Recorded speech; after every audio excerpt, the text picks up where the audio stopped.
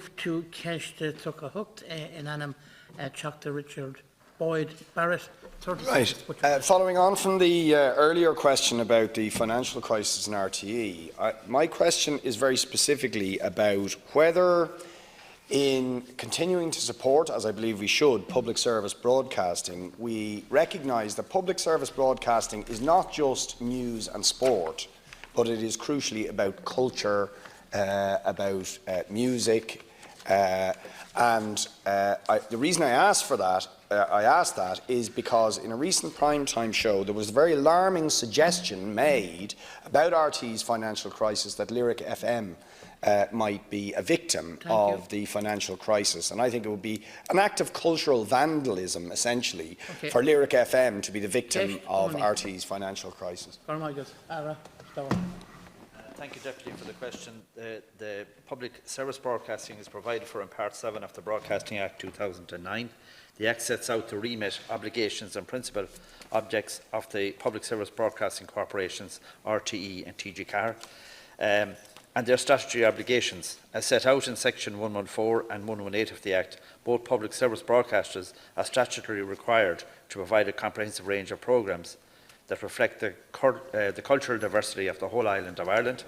As such, Irish culture is reflected across the full range of public service broadcasting channels, as not limited to a single service or station. The role of the public service broadcasting is to provide a range of programmes that entertains, informs and educates, provides coverage of sporting, religious and cultural activities, and caters for the expectations of the community in general, as well as members of the communities with special or minority interests. TG-CAR has a particular obligation to reflect the cultural diversity of the whole island of Ireland through the Irish language. This content is also made available to Irish communities outside of Ireland. Section 98 provides that RTE and TG-CAR shall be independent in the pursuit of these objectives. As such, as Minister, I have no function in RTE or TG-CAR's management of their day-to-day affairs or editorial decisions about programming.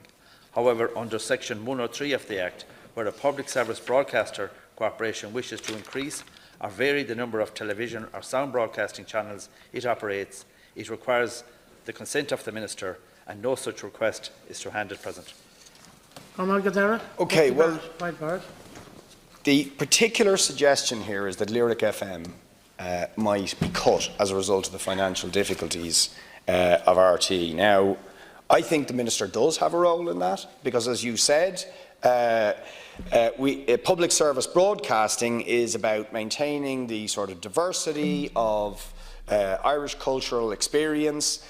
Lyric FM, which only accounts for a tiny 2% of RTE's budget, is the channel that has opened up a huge new audience to classical music, to new music, experimental music, world music, jazz, blues and so on, to opera, to the national output from the National Concert Hall and so on, right? Young people in many sections of our society would never actually get a chance to hear and listen to, and which plays a very significant contribution in, if you like, developing music and culture in this country. It would be absolutely unacceptable and a dereliction, if you like, of the responsibility of public service broadcasting to allow Lyric to become the victim of the financial difficulties of RTE. And I think the Minister and the Government should intervene to make sure that that doesn't happen, so that public service broadcasting discharges its cultural responsibility. While I agree with the Deputy, because I often listen to Lyric FM on my way down to Galway from Dublin, especially at night time, it's a great channel, and I agree with that. But just to say that, again, to repeat that, where there is any change proposed in the amount of content that has to be that are changing, that variation has to, when the Minister is proposes to provide consent to any variation, the Act sets out that the Department must carry out a stakeholder consultation, which is followed by a sectorial impact analysis by the BAI. A formal business case setting out the rationale for change is also required, and any request made in the future will have to be evaluated to explore its impact and what the alternatives might be within the Act. So at the moment, as I said earlier, we have received no proposal from RTE to vary any of their services, and no proposal has come to us. The Minister will have the powers within the Act to look at that when it comes. Well, I'm very glad to hear that response. I'm sure a fan of Lyric FM, Minister, and I think you should keep an eye on it. This was mentioned in a prime-time programme about the financial difficulties in RTE, and as I said, I think it would be completely unacceptable. It's a Limerick-based station. I have a very good relationship with the Department of Music in Limerick University, employing people down in Limerick, but have a huge impact culturally across the country. And I think you know, there are questions about the funding of public service broadcasting, which, by the way, where I think we should be looking is imposing some taxes on the profits of some of these big you know, Netflix, Now TV, Sky, and all these people who are making a hell of a lot of money in this country, right? How about taxing a bit of their profits to invest in public service broadcasting and in cultural output generally? And it is worth saying we are pathetically low by European standards in our levels of investment in arts and culture,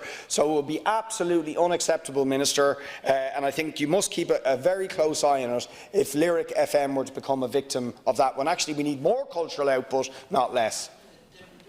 Yeah, thanks very much, Minister. I would add my voice to that of Deputy Boyd Barrett. While I addressed the overall funding aspect in my own question, I too am hugely supportive of the work of Lyric FM, and I think the kind of proposals coming forward from RTE, and we'll hope to challenge it at committee when they come before us, but the idea of dismantling some of their arts and culture services would be an appalling vista. I think Lyric FM provides a fantastic service, and one which has to be maintained. It's relatively cheap in overall terms. And again, this idea of selling off the crown jewels, I see they're selling some of their artwork at the minute. Maybe some of that ends up outside the state and lost to the state forever.